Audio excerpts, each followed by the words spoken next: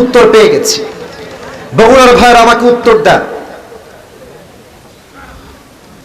দুনিয়ার জীবনটা কি বেশি লম্বা না আখিরাতের জীবন বেশি লম্বা? দুনিয়ার জীবনটা কি বেশি লম্বা না কিয়ামত বেশি লম্বা? কিয়ামত বেশি লম্বা। কত লম্বা? একটা আয়াত দিয়ে দলিল দিব, দেন আমি সেকেন্ড চ্যাপ্টারে যাব। 30 নম্বর পারা,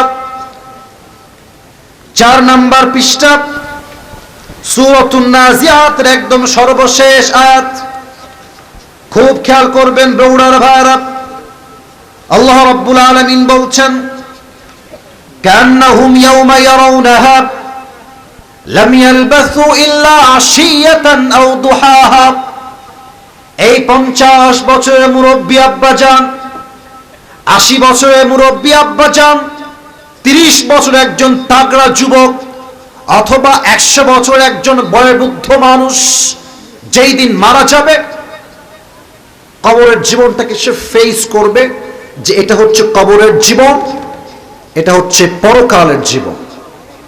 এটা এতটা লম্বা সময় হবে, 80 বছরের মুরব্বী আল্লাহকে বলবে, আল্লাহ আজকে পরকালের জীবনটা আমার কাছে এত লম্বা মনে হচ্ছে, আমি এটা ফিল করছি যে দুনিয়ার 100 বছরের জীবনটা it was just like one morning or one evening.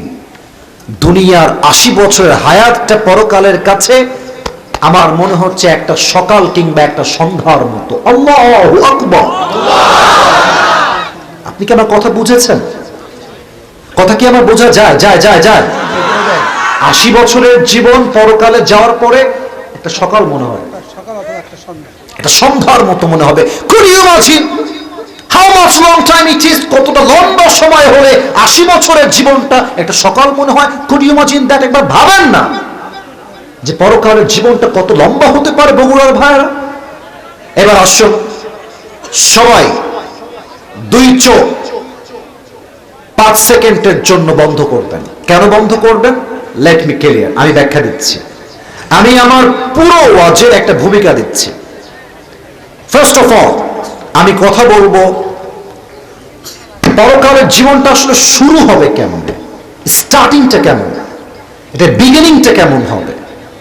মৃত্যু যখন আসবে, মৃত্যুটা আসবে কেমনে, নামাজি মৃত্যু হবে কেমনে, বেনামাজি মৃত্যু হবে কেমনে।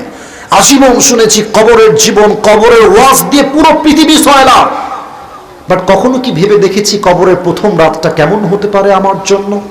কবরের প্রথম রাতে কি হবে এটা আজকে আমরা জানবো।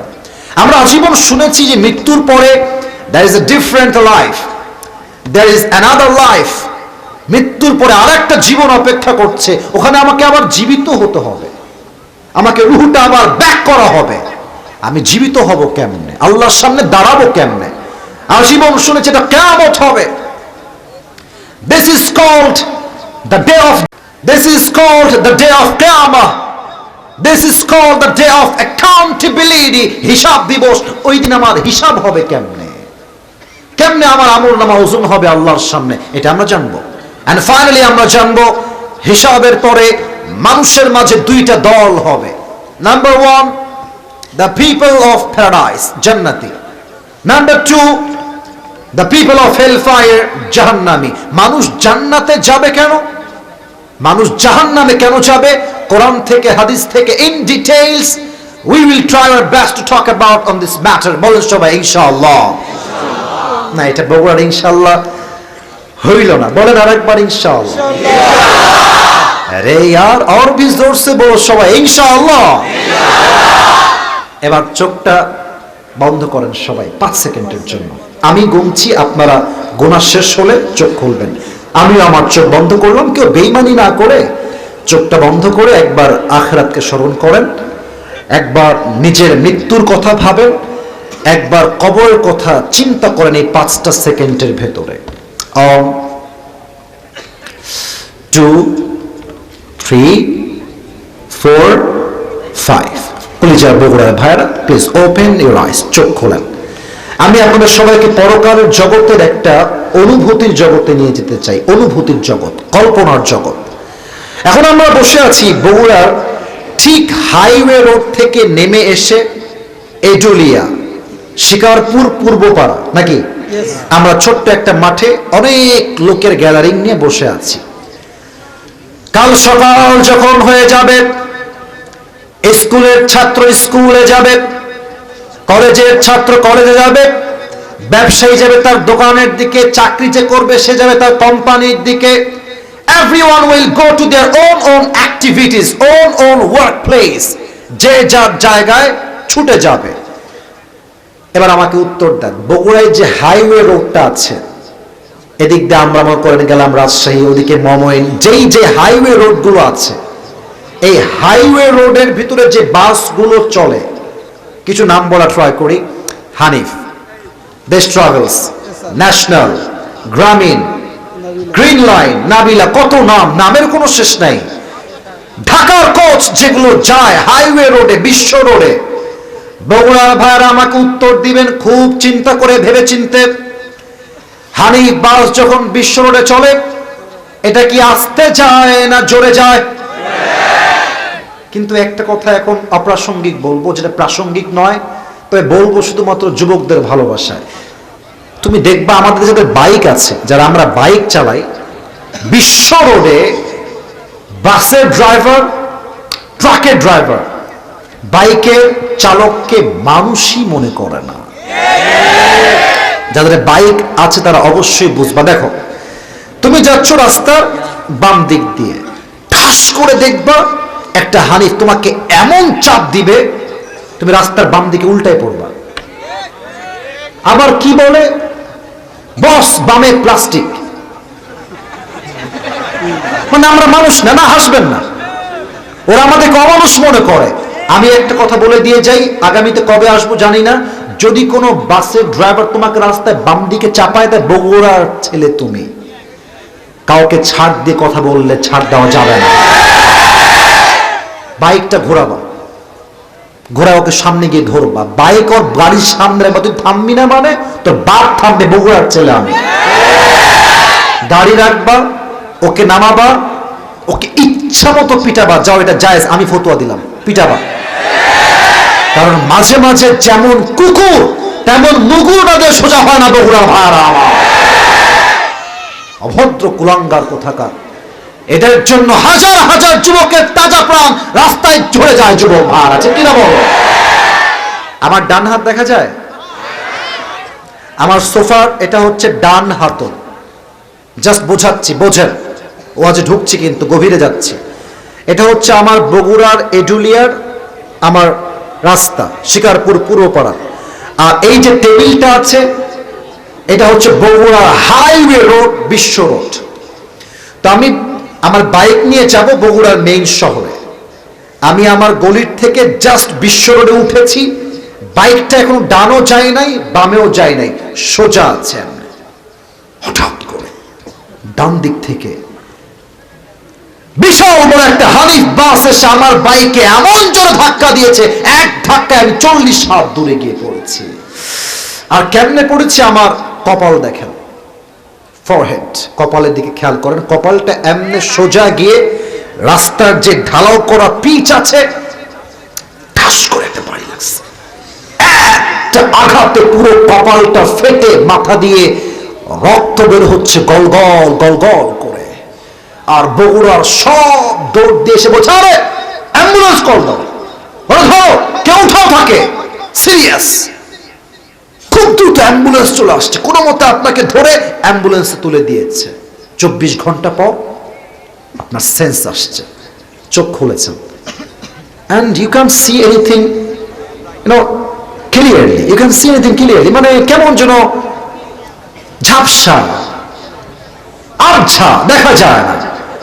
কিন্তু বুঝতে পারছেন যে রুমে আছেন, রুমের বালিশটা সাদা, ছাদ সাদা, দেওয়াল সাদা, ফ্যানটাও সাদা। ভাবছেন কি রে, কোথায় ছিলাম, আসলাম কোথায়? একটু পর চোখটা স্পষ্ট হয়েছে, and now you can see everything clearly, সব দেখা যায়। দেখছেন পায়ের বরাবর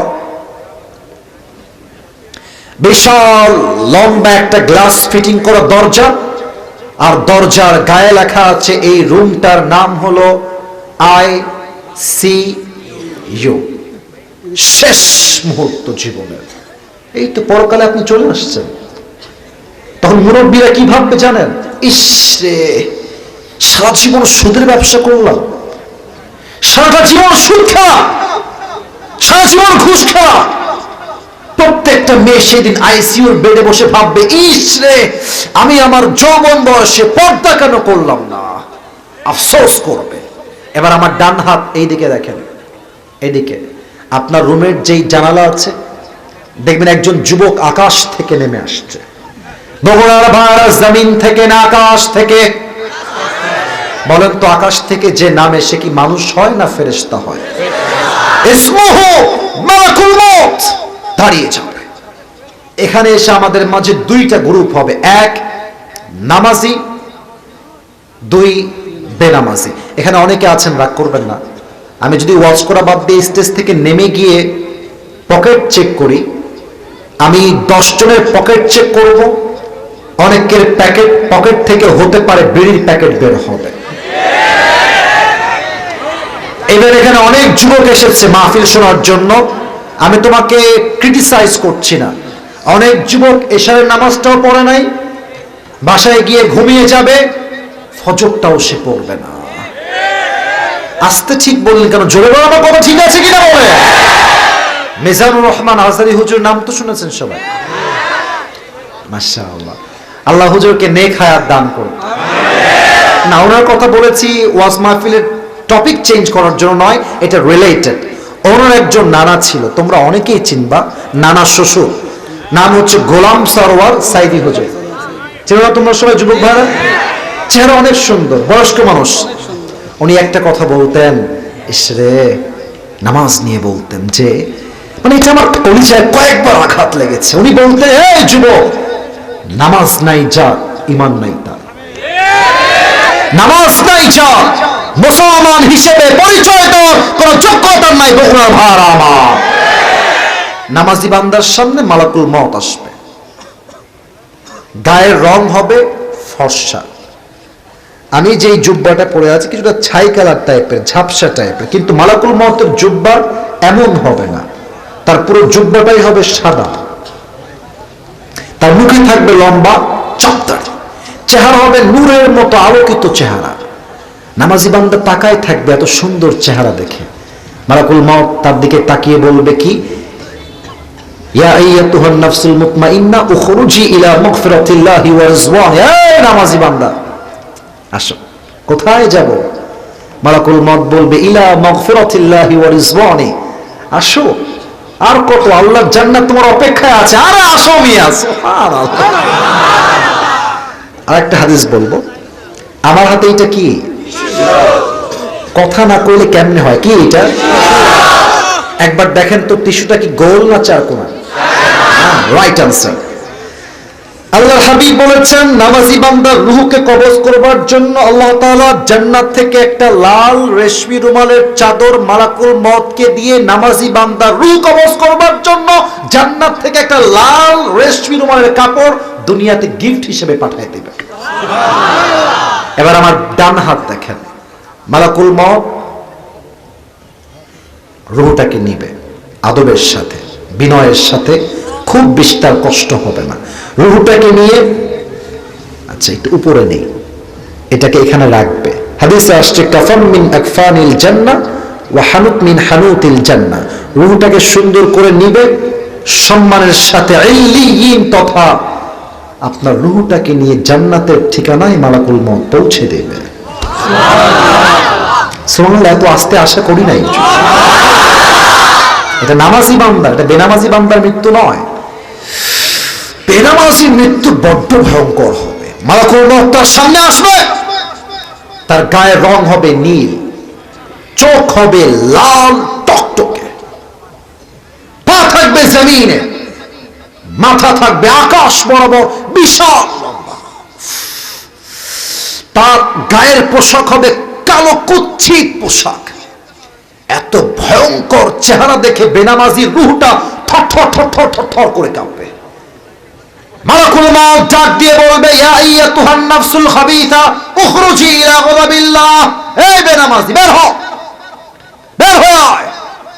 আল্লাহর জাহান্নাম তোর অপেক্ষায় আছে। রুহটা বের হবে, ডান দিকে দৌড় দিবে, বাম দিকে দৌড় দিবে, পেছনের দিকে দৌড়ে পালিয়ে যাবে।